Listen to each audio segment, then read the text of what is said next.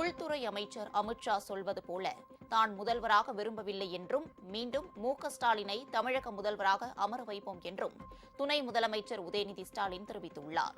சென்னை ராயப்பேட்டையில் திமுக சார்பில் சேப்பாக்கம் திருவல்லிக்கேணி தொகுதிக்கு உட்பட்ட கட்சி நிர்வாகிகள் 3500 பேரின் குடும்பங்களுக்கு உதயநிதி ஸ்டாலின் பொங்கல் பரிசுகளை வழங்கி பேசினார். சேப்பாக்கம் திருவல்லிக்கேணி தொகுதிகளில் திமுக சார்பில் யார் நிறுத்தப்பட்டாலும் அதிக வாக்குகள் வித்தியாசத்தில் அவரை வெற்றி பெற செய்ய வேண்டும் என்று கேட்டுக் கொண்டார். அமித்ஷா எப்போதும் தன் பெயரை சொல்லிக் கொண்டிருப்பதாகவும் அவர் தன்னை முதல்வராக விடமாட்டேன் என்கிறார்.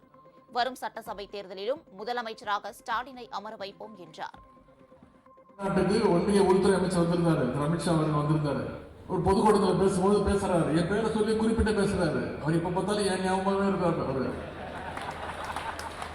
திரு அமித்ஷா அவர்கள் என் பேரை சொன்னதுனால எனக்கு புரிஞ்சிருக்கல, எனக்கு புரிஞ்சிருக்காரு. எதுக்கு என் பேரை சொல்லான்னு கேட்டேன். அவர் சொன்னாங்க, திரு உதயநிதி ஸ்டாலின் அவர்களை நாங்கள் முதலமைச்சராக விட மாட்டோம் அப்படின்னு யாரு திரு அமித்ஷா அவர்கள் சொல்றாரு. நான் கேட்டேன், இப்போ நீங்க என்ன கூப்பாடு போட்டாலோ என்ன சதித்திட்டம் செஞ்சாலும் தமிழ்நாட்டு மக்கள் எங்களுடைய தலைவரை தான் மீண்டும் முதலமைச்சராக உட்கார வைப்பாங்க, அது உறுதி.